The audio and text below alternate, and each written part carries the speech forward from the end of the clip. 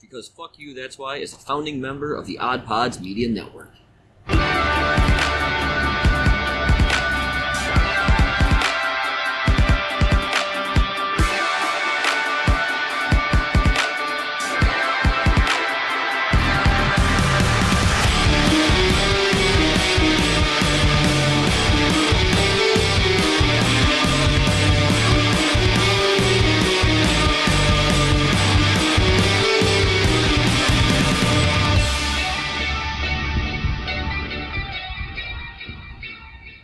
Yo, what up, and welcome to BFYTW, another chill show. Another chill show.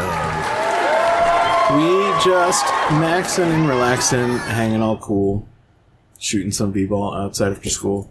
Not very good at basketball, none of us are very good at it because we're all white. And short. And old. We're not short. And short and old. Yeah. With the exception of Augie. Still semi kind of young. A little bit. Yeah. You're getting old, but it's going to take a little bit longer to get there. Us at basketball. Oh, yeah. 100%. Yeah. 2-on-1, he can like, take us easily. I'd just be like, I don't know. Pass it to Erin. Pass it back to me. No, pass it to Erin. Pass it back to me. No, pass it to Erin. We gotta I don't want to touch the ball. I don't have the hand-eye coordination for the dribbling. I'm old. It hurts when the ball hits my hands. So, yeah. The progressive force for funny, 20 years. I should say that. Yeah, we're just going to chill this week because we put a lot of effort into the shows coming up. Yes. Yeah. So we're putting little effort into this one. Basically, like, I spent all week putting together both shows, so I'm taking the week off. Proverbial. That's fair. But that means the next two episodes are going to be pretty damn good. Yes. So you guys are going to enjoy them. The last one we had was pretty good. We had our ClockTower. I mean, yeah, so that was another planned special thing. Yeah, ClockTower was, and I need to schedule the next one because I keep forgetting to do that. God, that game is fun. I told people, I'm like, this game is fun. It's going to be a lot of fun. And by now, I've been having fun, which is good. Everybody should have seen the last episode because that was last week's episode anyway. Yeah. So if we talk about ClockTower, which I think we should, I'm going to say right now, if you haven't seen it, go spoilers. Listen to last week's episode. Yeah, or if you watch haven't it. listened to last week's episode, we are going to YouTube spoil the fuck out of last week's episode. Yes. Of BFYTW on the ClockTower. So if you're on the Blood on the ClockTower fan and you don't want it spoiled for you, now is the time to bail and go listen to that. And come back when you have, because my God, that was a fun game. That was a great it must have been stressful for you. Oh my God. Like, poor Augie.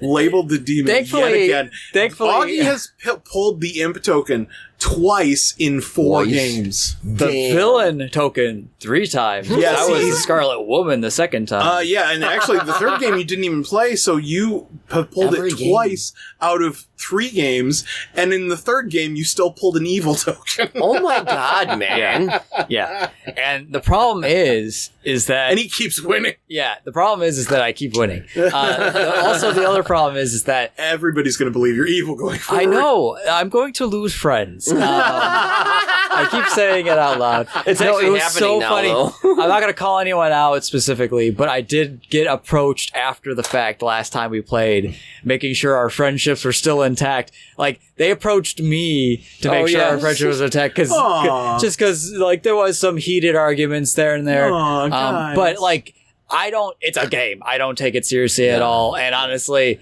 like I was saying before, I'm like, I gotta stop playing because I'm gonna piss people off because I don't know what it is. I played games like this in the past. I don't know why. I'm just extremely good at just deceiving.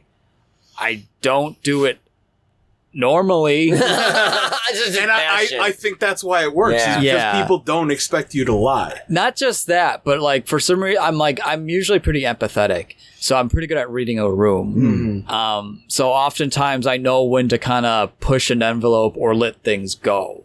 Right.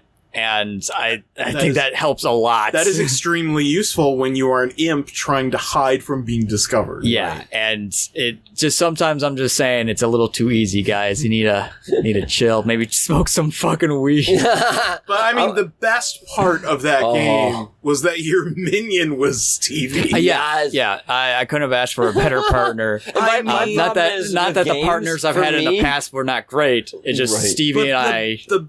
And I'm always a go for the throat person when I play games. The ideal minion play is to create chaos, but also somehow keep yourself out of the line of fire.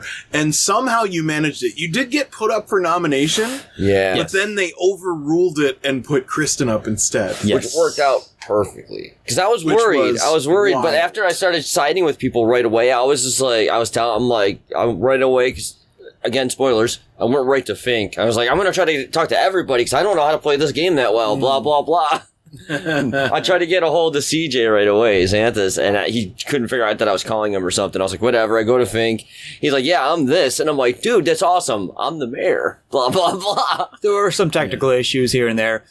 Some of it might have just been human error. Yeah. But it still was fun. Deception is fun. You just turn everybody against one, and usually you can do that. Yeah. Getting a couple people turned, it's like, oh, damn. But I had, the girls at each other within that first round already. I'm just like, oh, they think it's Kristin. It was wild. I honestly thought that, pretending to be the mayor and that CJ was doubling up and lying was a pretty baller play, considering Stevie, he was the spy. He had access to the whole grimoire, so he could have easily figured out which characters weren't in play and just pretended to be one of those instead. But instead, he did the not safe play and pretended to be the same role as somebody else in the circle, which was... I thought you were legitimately going to get, people were going to figure out, oh, he can't be drunk. One of the two of you is lying. Right. But they did think that. They just thought it was CJ and not you. Yeah. I'm a pretty good actor at thinking, at least making people think I don't know what the hell I'm doing a lot of the time, which is kind of nice. It's easier to make people convinced that you don't know what's happening than convincing them that you do. You screw up a few times at the beginning of a game, how do I get the chat to work? How do I do this? I don't get the... Okay, hold on, I'm reading the instructions. You pause, you stagger, you stutter, you forget some information, you throw out some misinformation, and then you're going, and then you backtrack on it, stuff like that. But yeah, it's just... Guys, I'm just saying, a good amount of our friends who played listen to our show. I know. So I'm giving them advice so next time we play, I don't feel so bad because I'm giving them a fair advantage of knowledge so that way they can also stomp the shit out of me. No, that's fair. Yes. Just because, fair is fair. And also, I like my friends. I have seen Stevie play the I don't know what's going on card in other games. A couple of times, yeah. So... He's done it in other He's podcasts. Done it to me, and I'm like, yeah, sure. He's done it to us when we played Scythe. I didn't know how to play. He didn't for the first 5 seconds. That was the first time ever playing. I've never played a game in my life prior to that game. But the thing is, though, he's not lying. He didn't know how to play. But this man is smarter than he looks, and it only took him 5 minutes, and then he did know how to play, but kept pretending like he didn't, because he knew. To be fair to Stevie, he does look pretty smart. I do? Yeah. Fuck, I gotta dumb that up. It's the glasses. It's the glasses. I know. Yeah. But if you've seen it with context, it's fucking freaky. Yeah, it's like an alien, dude. It's like, that's not natural. Not make no sense at all. I forgot to bring my glasses. But yeah, what was I gonna say before? Yeah, so did he show you the list of no, you gave him a list. Yeah. And then he basically had a list of people of who he wanted to take out in order, and he was going to run it by me. So that whole session, the kill list. Yeah, the kill list. So that whole session, we only met twice. The first time is that he just told me 2 or 3 people's to go after roles. the mains. Yeah. And then the second time, we were discussing something else briefly, and then we broke real fast so we wouldn't rouse suspicion.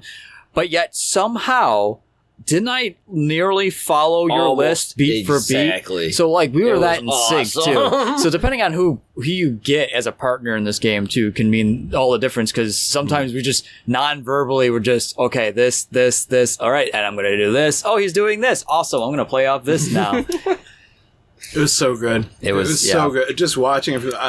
I love and hate deception games. So here's, I love them, but I hate them because I'm too good at them and I piss people off about it. Here's the raw truth about BFYTW on the ClockTower, or Blood on the ClockTower as a whole. In that the storyteller generally, if they're a good storyteller, they're going to start the game helping the evil team, right? Because the evil team can get out of a lot of I can't say that they can't get out of a lot of scrapes. They can pretty easily get into a death spiral that they can't get out of. Like right away. Yes. Okay. The good team, on the other hand, can always be given more gifts to help them if they're struggling. Mm-hmm. Okay. And they have the benefit and another number. way to look at it is that the evil team needs to get lucky every day. The good team only needs to get lucky once. That's true. Mm-hmm. So I generally start off helping the evil team. Right. However, literally after that first day, the two of you were just running that game so hard that I was like, almost every decision I made after that was to help the good team. Yeah.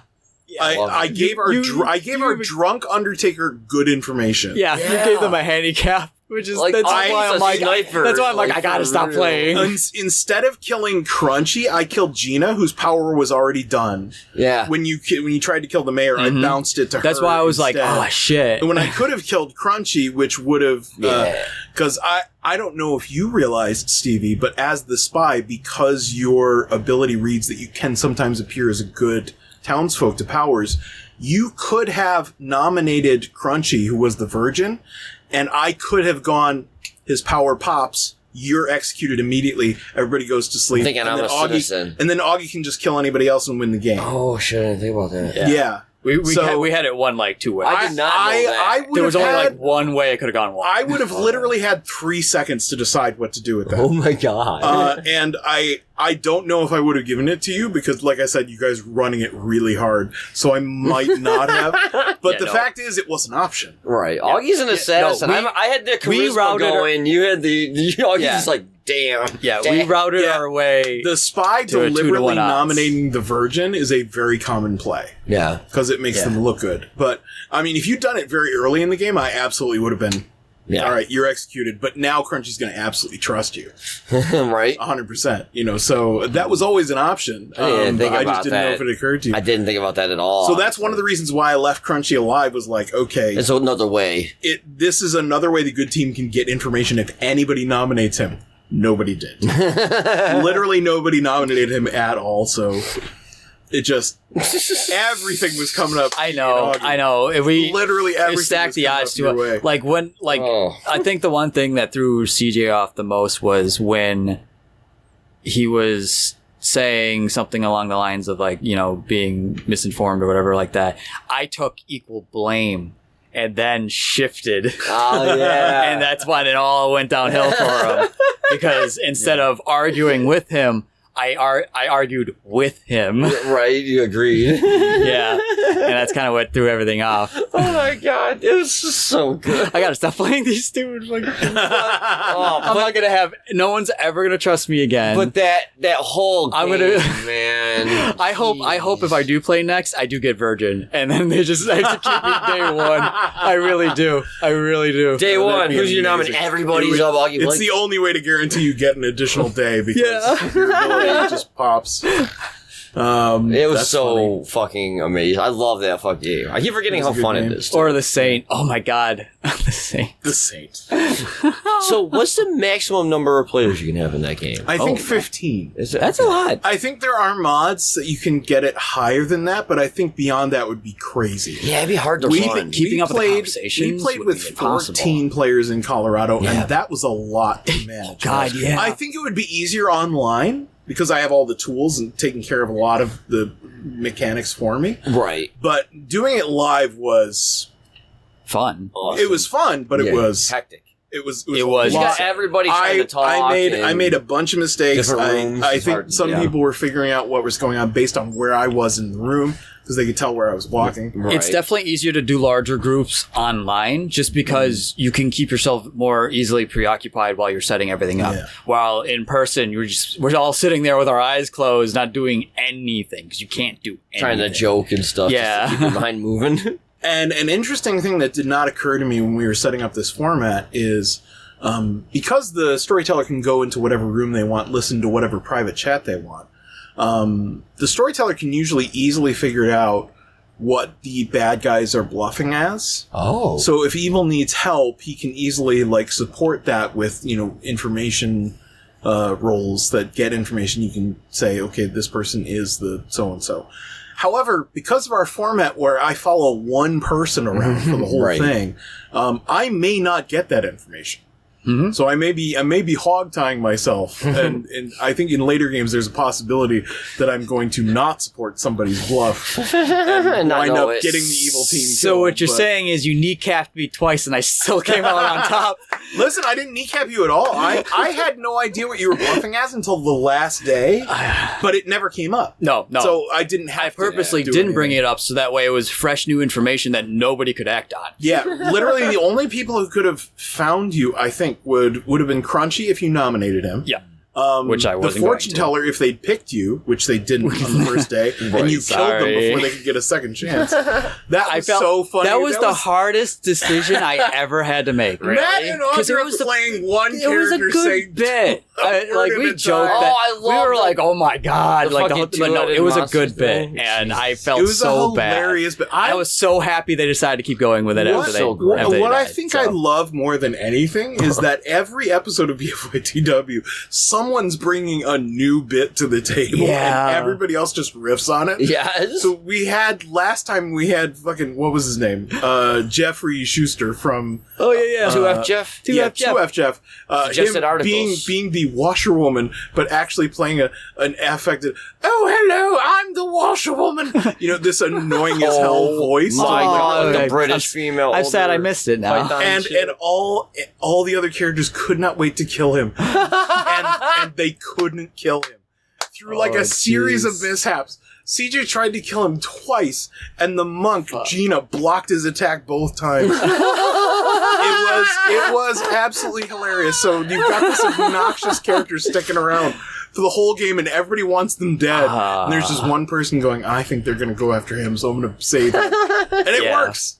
The bits do make it. Like, good or bad, they do make the game. It was an incredible choice by Matt and Audra, and I really, really enjoyed it. I thought it was fucking hilarious. I thought it was great. Kind of they were on do it point, again. too, with it, too. I kind of hope they do it again. I didn't know what was going on. Awesome. Because we got in the room a little late, because we had housework getting done. My favorite bit was when somebody said, "Take a drink of water," then Audra could talk on her own. Yeah. So he just immediately, go. Yeah, it was so smart. Fantastic. So good. It worked out so well. But they were synced up. Yeah, Matt and Audra are incredible comedians and performers, awesome. And I'm just so blessed to be able to call them friends. Like, everybody brought a little bit of something, but they brought their all that day. I'm glad they kept going with it, even though I'm so sorry it had worked out that way.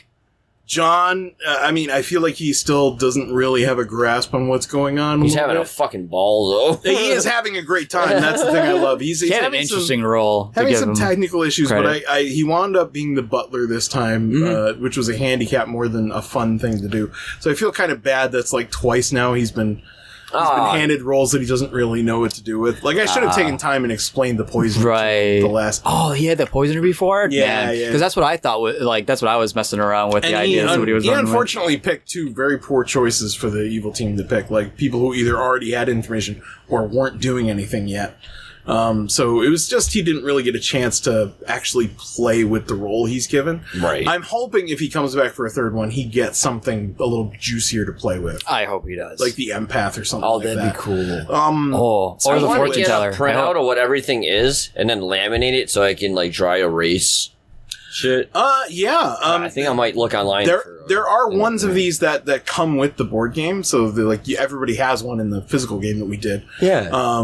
But you can absolutely print them out and just have them on hand. Yeah, I was thinking about that. That'd be nice. I'm pretty sure they're available on the Blood on the Clocktower official website that you can just download and print. Or oh my gosh, yeah. They're very generous about letting people play their game. Just however or wherever they want to do it. Well, that's cool. Well, the second episode, or this is the third episode. Yeah, this was the third episode. The fourth one, we are going to change some things up. We're using a different script. Now, originally, I thought we were going to switch over to Sects and Violets, which would have been a completely different script, all new characters, and a couple of new mechanics. Jazz background? It's purple. Yeah. It's purple. It's very purple. Oh my god. It is a misinformation heavy script. Oh. A lot of people are going to be getting some weird info. Oh god. So it can lead to some absolutely crazy shit. And some of the minions have some of my favorite powers. What's the minimum player count on that one? The minimum, I think, is 5. Really? Okay, maybe we should get 5 of the people who are you can play used to this type of game. Yeah, first. You can play Teensyville, which is a faster version of Blood on the Clocktower, but in Teensyville, the evil players do not get to know who each other are. Oh, wow. So the demon has to go without knowing who their minion is, and the minion has to go without knowing who That's their demon scary. is. Yeah. So they can inadvertently lose the game if the minion I'm just thinking if it's more misinformation based and like therefore emotionally harder for people to kind of comprehend sometimes, you might want to get your most veteran people in there to play so that way there's no crossed wires. Yeah. I will actually be confused this time for real, guys. And that way, when you do play again, they can actually help out and teach people. I brought that up because I thought I was going to do that, but the more I think about it, the more I think maybe we should do like a segue. Okay. So I think there's a script called The Trouble with Violets, which is a mishmash of Trouble Brewing and Sects and Violets. Oh, so it's going to be some characters are familiar and some characters are new. Okay, that's probably a good idea. I think for our 4th episode, we will do that bridge to let players get to know the new characters a little bit. Yeah. And then the episode after that, we will jump fully into Sects and Violets and try out the complete new script with some experience under people's belt. So they're not going into this script blind. Because it can be a lot. There's a new mechanic called Madness, which trips a lot of people up. It is a completely... I like it. It is is a completely optional mechanic, but if you are, let's say you are you're the artist and you are made mad that you are another role, the clockmaker or something like that. Or Mercury, I mean. If you are the artist and you're made mad that you're the clockmaker, you have to spend the next day earnestly trying to get people to believe that you have been the clockmaker this whole time.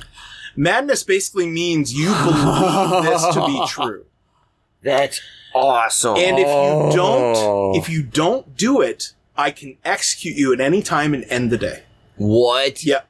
Oh, that's crazy. But it's also a play to immediately say, hey guys, I was made mad that I'm this character, and it's your choice to do it. Then I have to decide whether it's of more value to immediately kill you and end the day, or to not do it and let people think that you might be lying. Because you could tell somebody early on you're something else, and then you become mad, and then you're like, "No, I'm sorry, I'm actually this." It's a really fun. I like that original. It's a really fun mechanic when it plays. Oh my god, let's do it! But it can also trip people up, and it can also be a bit too much for people to understand. So that's why it's an optional mechanic. You can choose to engage with it or not. It's your call. But I get to make the call of what happens when you. And that could happen to any role. There is a minion that causes players to become mad. Oh, okay. There are also characters who become mad if a specific thing happens. Question. Okay. Can that character make the evil ones mad? Yes.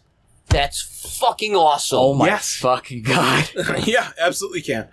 It's their choice. I want to play that one. Yeah. Please. You want to know something even crazier? What? So another minion in Sects and Violets is called the Pit Hag. The Pit Hag's ability is you change one character into another character. No. If you make a demon this way, kills are arbitrary. Yeah, so what this means is they can literally make a good player into a good demon. However, it's not a wise idea to do so because they can literally come out and say, "Hey guys, I'm the demon. Come kill me." And then good wins. Because he's still a good player. demon. He's still on the good team, and he needs the demon to die. That having been said, some good demons are like, fuck it, I'm just going to start killing people, hoping I get the other team.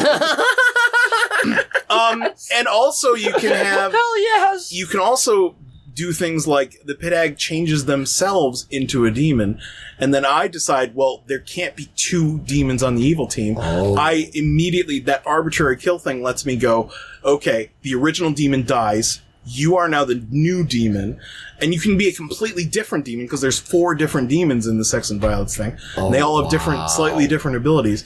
So there's so many fun things that the pit hag can do. That sounds to awesome. mess with the good team or make the evil team stronger. Yeah. Like, it's wild.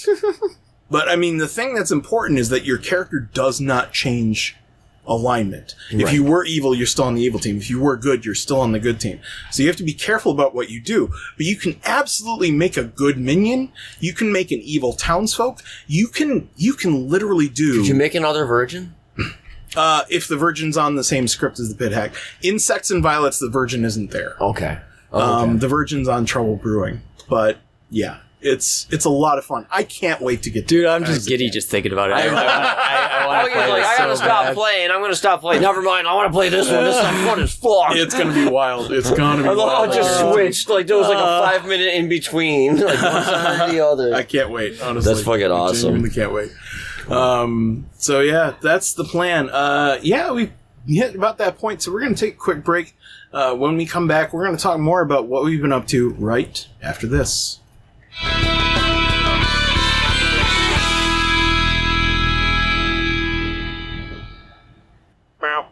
Mailbag. BFYTW. Mailbag. Getting them letters. What is up? It is time for the mailbag. Stevie, what do we got today? Oh, shoot. We got stuff on the mailbag, man. I totally forgot. Sorry, I zoned out for a second. We literally talked about it. It's like, listen to Erin 2 seconds ago. It's so soothing. It's like listening to a podcast, man. You're listening. It's like listening to a podcast. Comforting and sexy. Okay. All right, Stevie, back to the real world. What do we have in our mailbag, sir? Oh, we have our first comment from Patreon, show 326, Outdoor Smoke Show. Oh, I haven't listened to that one. Okay. Get on that. So what we did. Erin wasn't here. I'm just going to say it because the description is small. Erin went missing this weekend during an author event in another city. But that's okay because Duffy and Midnight Smoke are here to grill, get baked, and converse. It was experimental. Yes, we had to try something. This is what happens when we leave the show up to these 2 goofballs. Do you enjoy being called Duffy now? It's okay. Okay. For smoke shows. I was refusing to call you that because I thought originally you did not like that nickname. Oh, no. It's his high persona. Oh, okay. His higher persona. Dude, you could call me asshole. I don't give a shit. We're friends. Right? Excuse me. I do need a mute button. All right. Is that 8-Bit? Yeah. You want to read it? 8-Bit writes, it's funny because when I started listening to your podcast, I didn't really have any interest in the Just Talking episodes. Now, since I live alone, I really enjoy them, like sitting with friends. They just can't hear me because I'm a ghost or something. Darn, I wish I could talk because Bolt Gun is fucking awesome. You're going to have so much fun with that game. Holy shit. You guys talked about Bolt Gun? Yeah. Augie bought Bolt it Gun for is me. fantastic. I haven't played it yet. It's going to be one of my first streams. I started getting the stream. played it. Dude, you are going to have a great time. Oh, I saw him play a little bit. It is so like Doom and Quake coded. You are going to have a blast. Absolutely. 100%. It's a fantastic game. And the levels are just really creatively designed. It's really well done from top to bottom. It's going to be so cool. I'm excited. You're gonna love that game. I super am excited because he played it and he got it for me. He's like, you got to do this. I was like, I'm going to wait until I start streaming and I got to throw it up on there. That's first time. And it looks so good. Yeah. And I heard the music's fucking amazing. Thoroughly second 8-Bit. And yes. Yeah, man, we'd love to have you on. If you want to come chat with us, that'd be fun, man. Yeah. So just hit us up. Also, we did have permission to release the video recording of our run with Burgles Oh, it's Burgle Supply Company. Yeah, Hell yeah. yeah. So it is on our YouTube. It's obviously on our Patreon still. Hell yeah. So we're all good, but it's on our YouTube channel. We're going to definitely revisit that soon. Oh my god. Yeah, we want to play again. Because we want to play that again. Yeah, even if it's just the three of us. But you can have so many people. Just play it. You have up to 6 or 8 I would like to try a 6-player game, see what kind of chaos that is. I think we know 2 other people who got it. Oh, okay, good. Yeah. So we'll talk to one of them. CJ got it. So I know he bought it after watching. Good man. So yeah, maybe we'll get a hold of him. We'll ask around, see who wants to play along. That'd be fun as hell. And then find a time. So thanks, 8-Bit. Hell yeah, man. We'll get up on that. Okay. And this comment comes from show 327, the one after that. BFYTW on the ClockTower, episode 3, The Drunk and the Two-Headed Fortune Teller. The ones that we spoilered earlier about. Yeah. We spoiled it hard. Bill M says, great fun listening to you guys play this. Awesome, man. I'm glad people are enjoying it as much as we're enjoying playing it. It's something different, but it's still a game, and it's still fun. I have fun with it. And it's different every time. Even though it's the same game, it's different every single time. Yeah, and it's chaos and confusion. And every single time. Every time. My favorite thing. And also sometimes on purpose. To have funny people throwing in bits in between just makes it so much better. It does. Bits always make it better, no matter what. I have enjoyed every single episode so much. Yeah, they've been freaking fun as hell, dude. Even like the ones we weren't on, I've still been having a good time with. Very, very cool. All right, and then we got a voicemail. We have a voice message? A voice message. From Not Stevie. From Not Stevie. That's an interesting email that it's attached to. But it's crazy. I don't know about this. Here we go. Let's see. Erin. I fucking knew it. Yo. I don't know if you heard the episode or not when you were at your thingy, but don't ever leave me with Augie again. Oh, Jesus. Dude, he just left me there, man. Like, seriously, you can't take days off, like, anymore. You need to be on the show. Alright, I love you.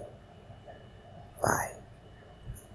What did you do? See, that would have hit hard. I mean, actually, you haven't seen the episode yet. So that is an interesting thing. I'm like, if you've seen the episode, that would make sense. What on earth? No, I haven't listened to it yet. What did you do? I guess you're going to have to find out. Oh, God. Yep. Oh, God. All right. Well, watch our fucking bullshit. Oh, man. Okay. So, again, sorry. Well, I guess that's it for now. Thanks for listening to the mailbag. Now back to your regularly scheduled BFYTW.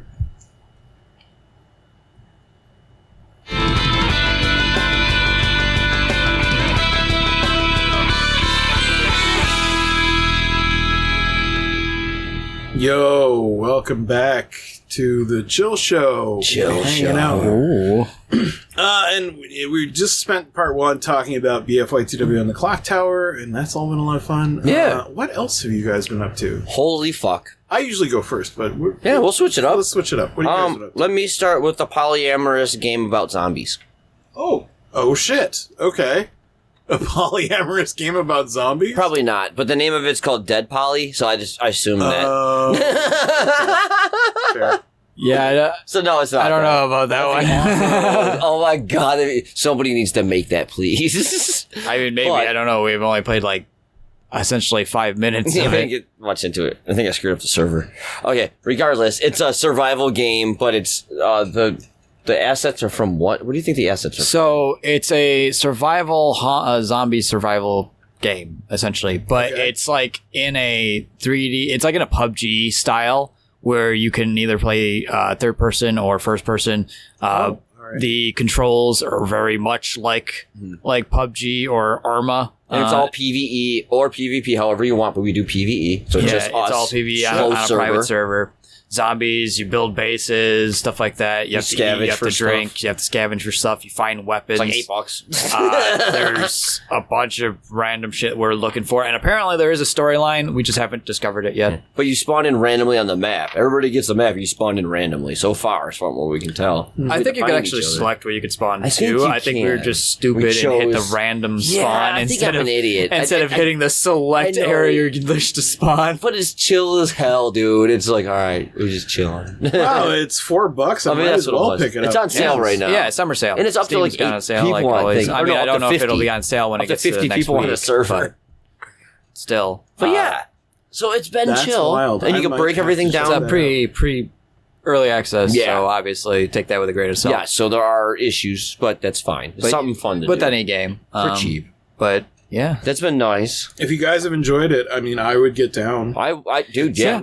Jump on it. Jump on it. Speaking of which, I already bought Gamble with Your Friends. Oh, yes. Oh, my God. You definitely because that was the next one we were going to talk about. My fucking I'll let Steve talk about it. Okay. I bought it this morning. If you guys don't know. Yeah, hell yeah. Yeah, I mean. Yeah. I like to gamble. Not just with my money, but with my life. I say used to have an addiction. You never really, truly break addictions because they can always relapse at any time. But, I had a gambling issues. Let's just say I lost lots of money to some not so nice people. Regardless, I got all get taken care of. So I stopped gambling, and then I had restrictions. Now I can go if I want. I'm just very restrictive of what I can and cannot do. But I've had that itch for a while. Every time we go to Vegas, which is not like a lot, but every other couple of years or so, I go there, hang out with friends and stuff, and we do shit. And I spend like $500 for gambling. This is fun, have a good time. Slot machines and whatnot, maybe a table or two. And I've been getting the itch lately. And I'm just like, I'm just going to go to Niagara Falls because it's cheap. And then I was like, Steam Summer Sale. Recommendations. And this came up as one of my recommendations. And I'm like, let's check this out. And I'm like, looking at it. I'm like, this looks stupid and fun. Fuck it. I was like, so I'll grab it I didn't grab it. No, I put it in my favorites thing. And I'm like, do, whatever. And I'm like, I'll get it eventually, probably this week when I look more into it. And I come upstairs, and Augie's like, there were some new updates, whatever. I'm like, what? So I get on Steam, and I'm updating. I'm like, no, my shit's updated. He's like, no, it's something up there. And I hit it. And this motherfucker hit the notification button. And I'm like, you dick. He's like, he bought it for me, him, Pixie, and Avocado and shit. I'm like, that's fucking awesome, dude. So we played. It's so stupid. It's so much fun. They got like blackjack. It's actual shit. Casino shit. There's Plinko. Actual we found games Plinko on floor 3. It's awesome. Wow. Yeah.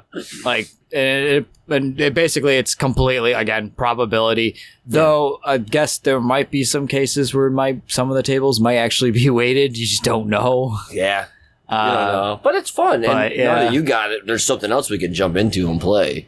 Which, it's great, man. Like, you can get little buffs ahead of time. You get these tickets for cosmetics, or it's like roguelike. It's a roguelike, I would say. A little bit, yeah, because you get... Yeah, because there's also random special items. Yeah, random bonuses. Allow you to change things or redo or increase percentages and shit. So it's really fucking neat. So if you like gambling, but don't want to spend it, like, real money, aside from the initial cost, gamble with your friends. It's fucking fun. It was less than $5 when I bought it. There's no reason not to. No, I think that's the reason we saw it. If you have 3 friends and you like gambling, fucking do it. Yeah. Yeah. I think you could have up to 6 on that one. It's a lot. So you can have a bunch going. And it's funny because everybody shares the same pool of money. So if you see somebody betting way too much, you go over there and beat them with a bat. and you knock them away from that gambling table. Or you shoot their limbs off and trade them in for money. Or you throw them inside the machine and you take their mouth away so they can't talk to you anymore. Yeah, it's crazy. It's awesome. It's fun, but it's all cartoonish. It's more mid-cartoon. Cartoon. Yeah. But that was another one that was fun. And then Augie also found a cartoon, right? Found on discount for us something we were waiting to come on discount to even purchase because it's something I wasn't going to pay full price for. Was Diablo IV. It did go on sale as well. The standard game, yeah. Yep, the standard, which is all I'm getting, which is fine. We got it. We know the Fink Show has been talking about it for a long, long time, and they have a Discord server just for it and shit. So we got into it, and you know what? It's not bad. I'm still diehard 2 expansion, obviously, and then 1 was my second favorite. 3 is garbage in my eyes. Still, I don't care. 4 is not bad. Like it's satisfying to play. I can't play a lot at once. I can play for like an hour or 2 at the most, but it's fun. I'm having a good time playing Diablo. I'm not paying too much attention to the story because I'm just like hanging out with Augie. It's one of those games you can just turn your brain off and do something for like an hour or 2. It's not bad. And then be like, okay, I accomplished something. Don't know what, but something got accomplished. I mean, you do, there, like, at least for right now, in terms of like leveling. Yeah. Numbers do go up. Your equipment does get better. You do get more resources that you can go put towards getting better shit. It's satisfying. Like so there is a bit of satisfaction. Yeah. But that was nice. Any other video game talk? Because if not, I got something else.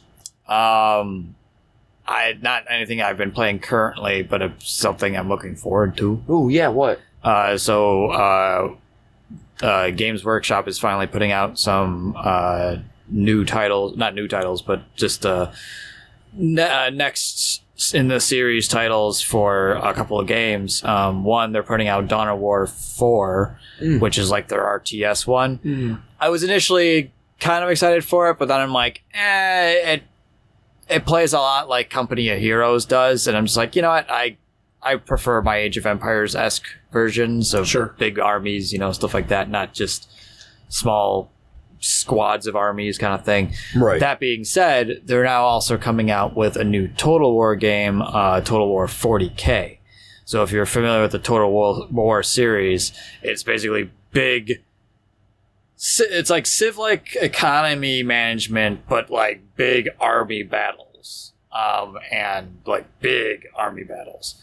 And they did one for their Age of Sigmar series, Warhammer 1 through 3. That's still fun. I just installed the second one that I had just to kind of go back and refamiliarize myself with mechanics, because with this newest one coming out that's going to be taking place in the 40K universe, their Grimdark Future version, I'm looking forward to that.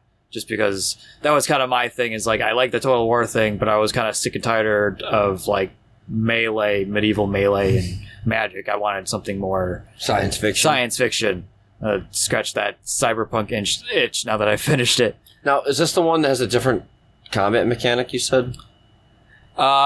Yeah. So, like in Civ, how the combat works is that basically the units you have just kind of clash with the other units with the modifiers that they have, and it chunks the health, and it just kind of goes back and forth on turns. In this one, you literally basically open up to a big live map with massive fucking armies on both sides, and all that shit, and it's strategic, it's tactical, it's all of it. Like, you have to, positioning is important. What you having your defense dudes in front is important. Having your artillery in the back is important. All that shit.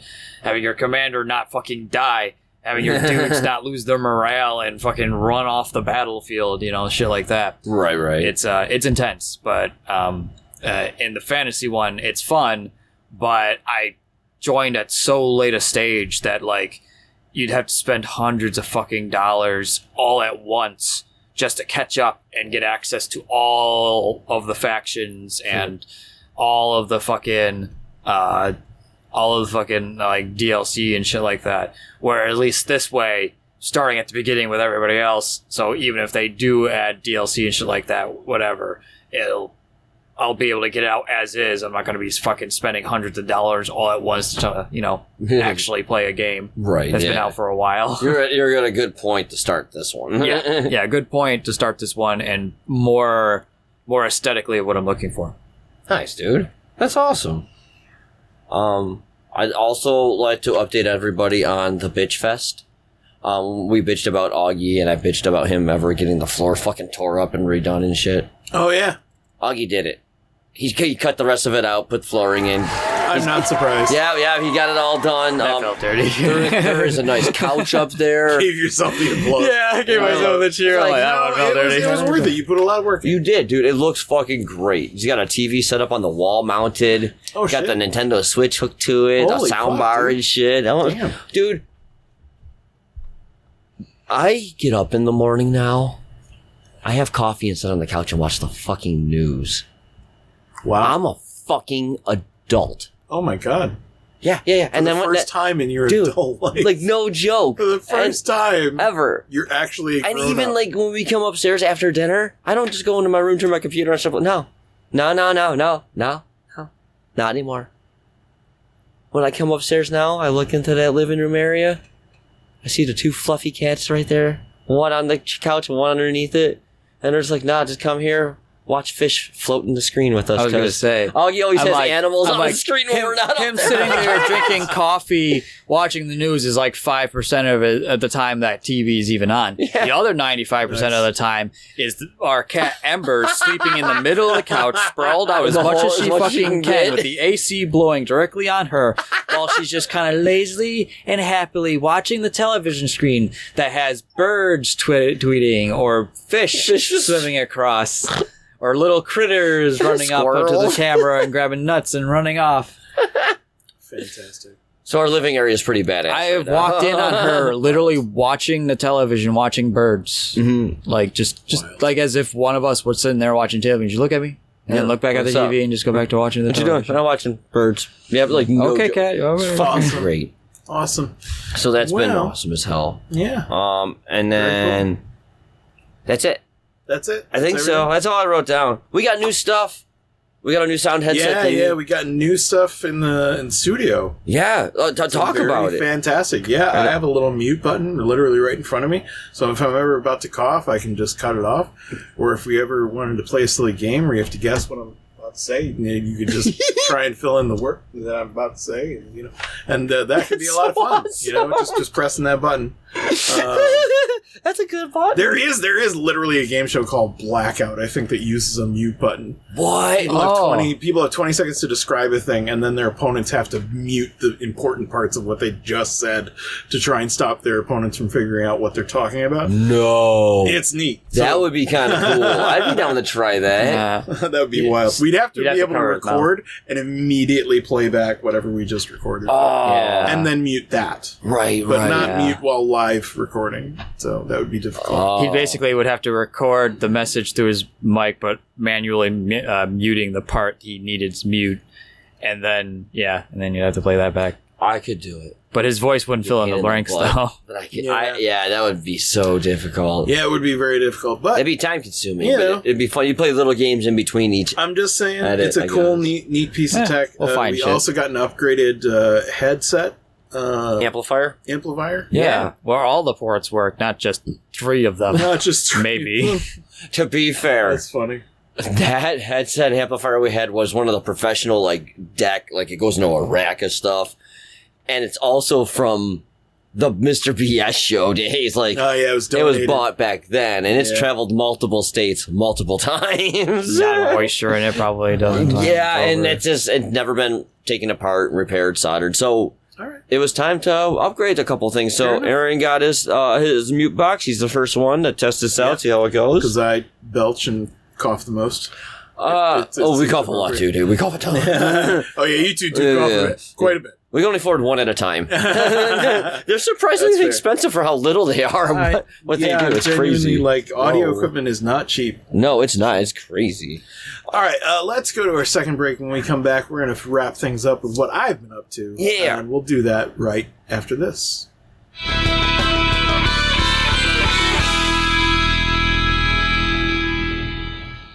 If you're into recreational cannabis and are in Lewiston, New York, near the Tuscarora Native Reservation, check out WeedStock. These guys have the prime herb. On top of that, they have concentrates, vapes, edibles, practically anything you want. So go hit up WeedStock in Lewiston, New York. Tell them BFYTW sent you.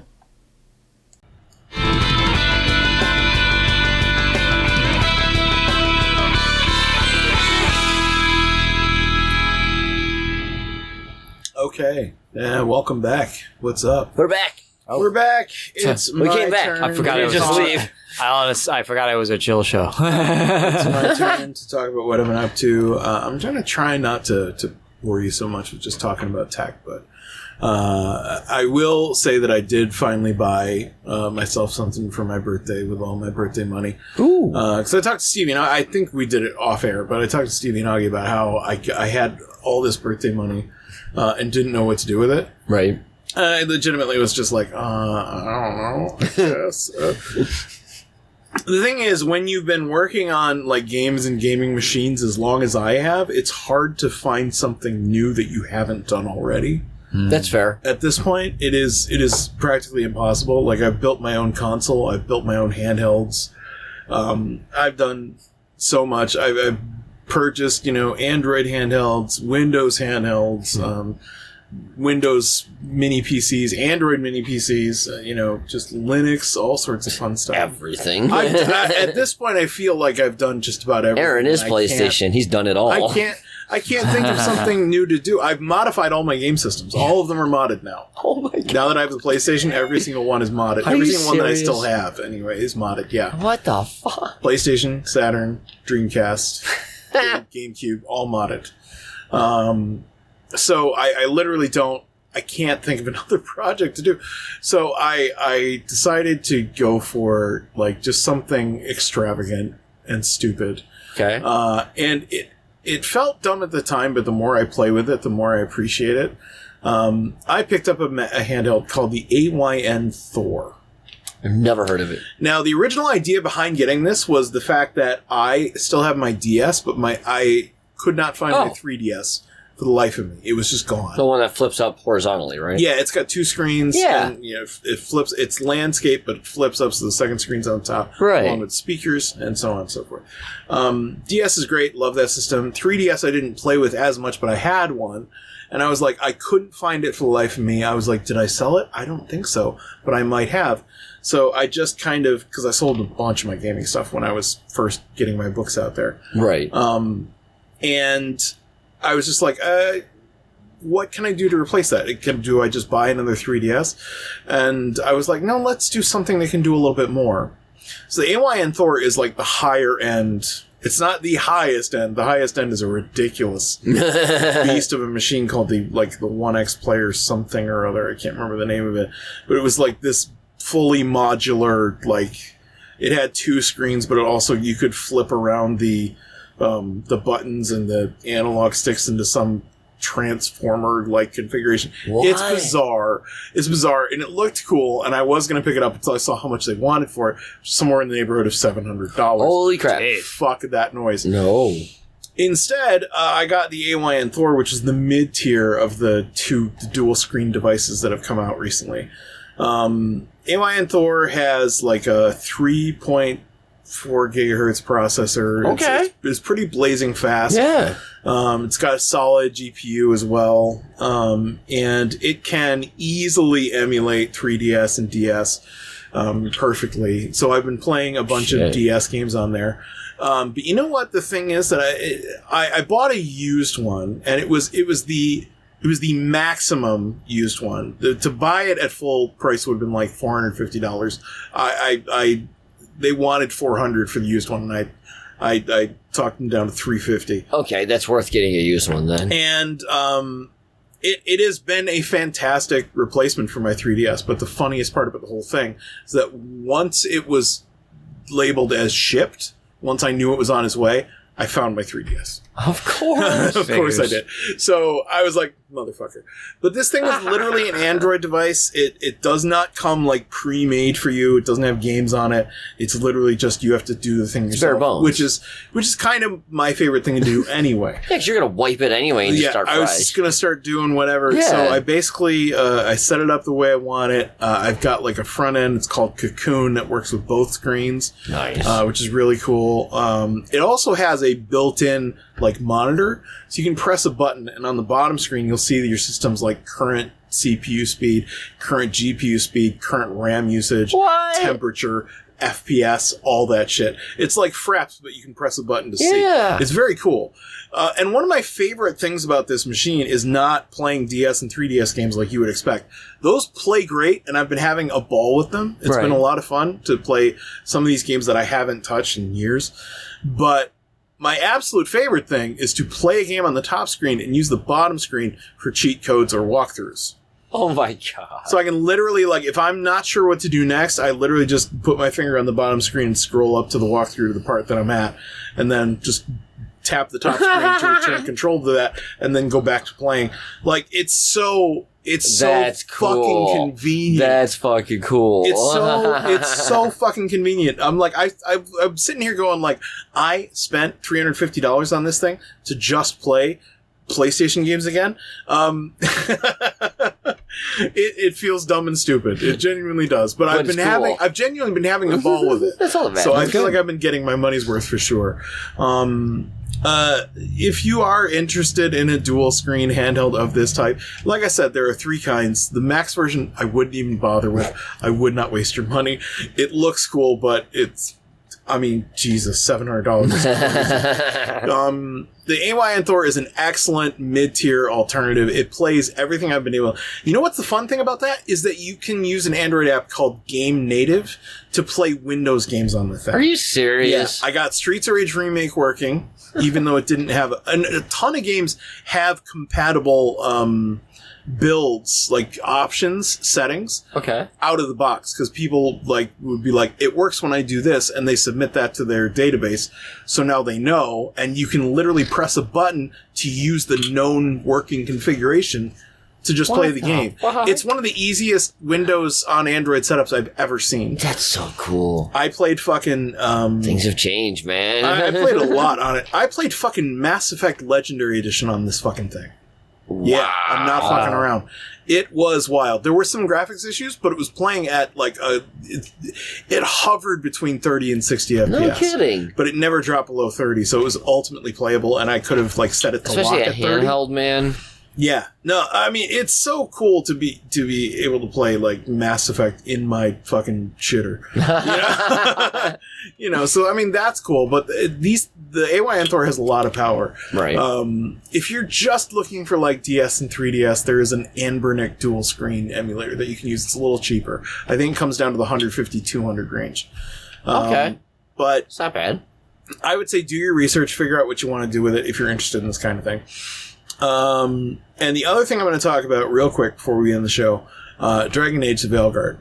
Yes. I am literally this fucking close to beating it. Almost there. I was literally at the final mission, before I took a look at the clock and said, no, I'm not going to make it.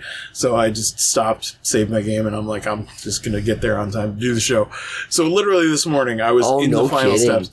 This game is a lot better than I thought it was going to be.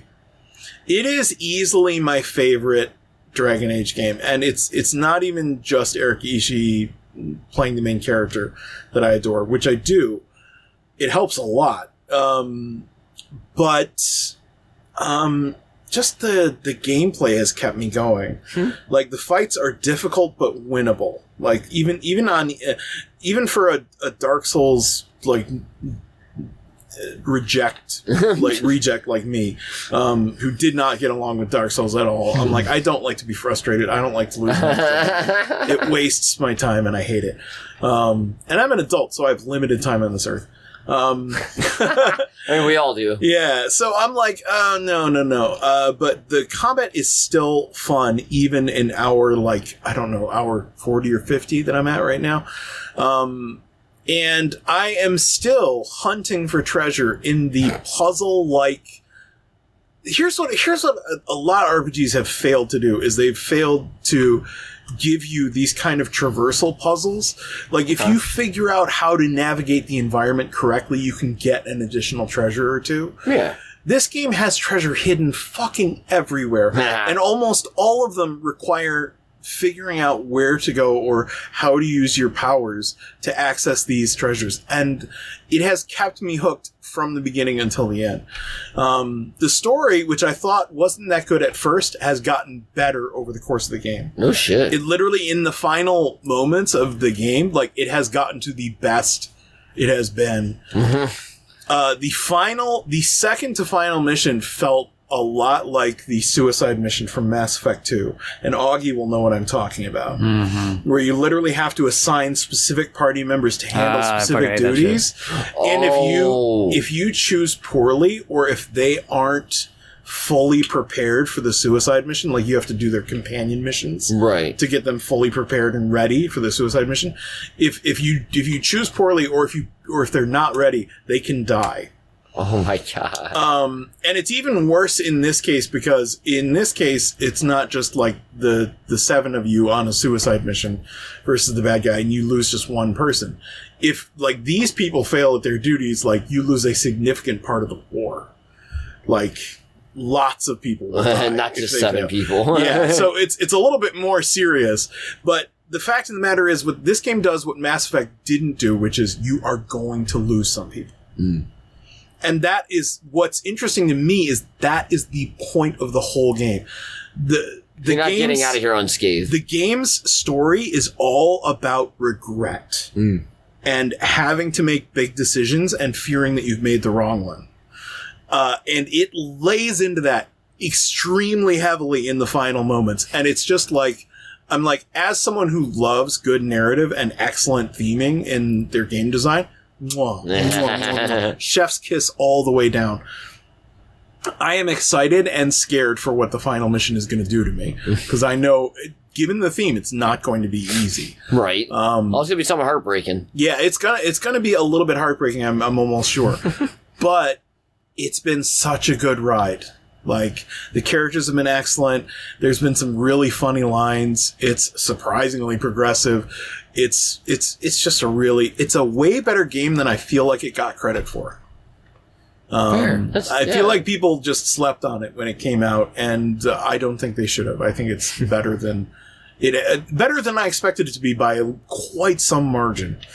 That's fair. And yeah, I really dig it. And it's the best of the 4 games, and I'm glad I'm done, because I don't want to do it. I like how it turned from like, okay, you only played this because of who was in it, to, the story actually ended up being very good at the end. Yeah. So it's kind of nice. It's an added reward at the end. Yeah, it started off like a 50% out of 100, and it's now sitting at a 90. Holy shit. Like, it's way better. Yeah, that's way better than you just got to put up with all the bullshit first. Yeah, and I know a lot of people are like, games that get better towards the end, don't waste my time. You have to put 20 hours in for it to get good. Why should you? Yeah. And I'm just like, the combat and the exploration puzzles will keep you going through the game. That's what did it for me. I really enjoyed the fights.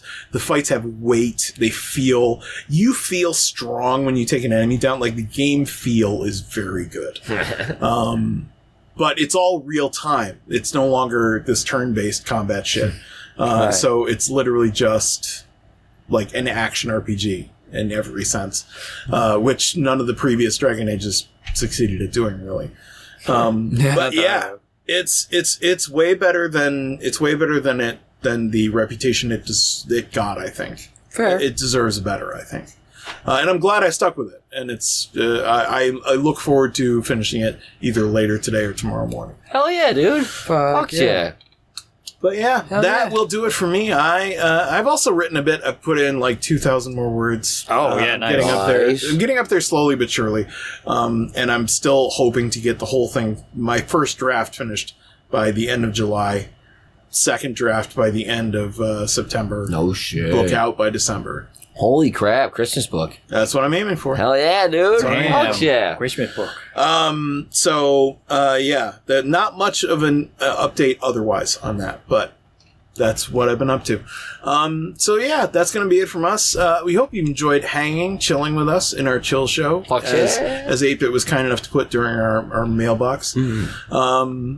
If you want to follow me online, you can. You can follow me at Pantsless Erin at most places other than X. Fuck X. You can follow Stevie at... you follow me there, but it's Midnight Smoke. You can follow Augie at... Somewhere. Augie Doggy 08. Yeah, you can follow him somewhere. Just don't follow him on the street. That's wrong. In the woods. And strange, because I'm not on the street very much. Yeah, that would be very weird. You can follow the show at BFYTW Podcast. You can follow my brother at Kerosene Letter. He did our music for this and most other episodes of the show. You can check us out online at our website, bfytwpod.com, where you'll find links to us and all the cool things our friends are doing. There's also a Contact Us section where you can send us an email or leave us a voicemail. There's a widget right on the website. It's so easy, even not Stevie could do it. Yeah, exactly. So if not Stevie could figure it out, other not Stevies could figure it out too. I'd hope so. And we always enjoy getting a voicemail because we get to play it on the show. So if you want to leave one, great. You don't have to, but we love it when you do. Mm-hmm. Finally, you can also support us on Patreon. If you enjoy what we're doing and you want to support it, and you also want access to a buttfuck ton of extras, exclusives. That's so much. We have so many years at this point of goodies. There's so much. you could go back through.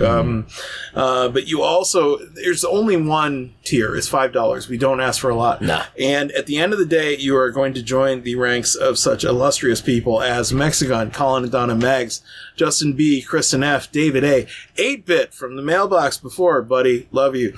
Bridget from Long Island, Yes. David M, Erin R, Jeramey F, the GateLeapers, Bill M, Crunchie, the man, the myth, the bell end, DJ Xanthus, Crystal D, 2F Jeff, Matt, Native Pixie. Thank you so much for your support. Thank you, up to guys. this point. It has meant the world, and it continues to mean the world to us. Yeah. But that is going to be it from us. Why? Because fuck you, that's why. Yeah, we did it. We did it. We did Also, it. Another show in the books. hell yeah. And should we save before the electricity goes out?